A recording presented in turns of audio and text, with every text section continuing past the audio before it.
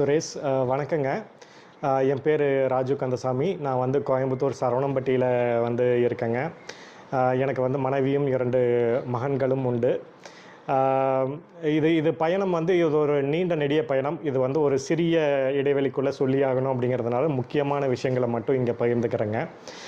ஆம், ஆ, பயணம் வந்து கோடி சுவாமிகளில் இருந்து ஆரம்பித்து அது வந்து அவருக்கு வழிகாட்டின கை வந்து யோகிராம் சுரத்குமார். நீண்ட நாட்கள் வந்து எழுத்து சித்தரை பார்க்கணும் அப்படின்னு சொல்லிட்டு ஒரு ஆர்வம் வந்து இருந்தது. நான் எழுத்து சித்தருடைய எழுத்துக்களுக்கு வந்து தீவிர வாசகன்.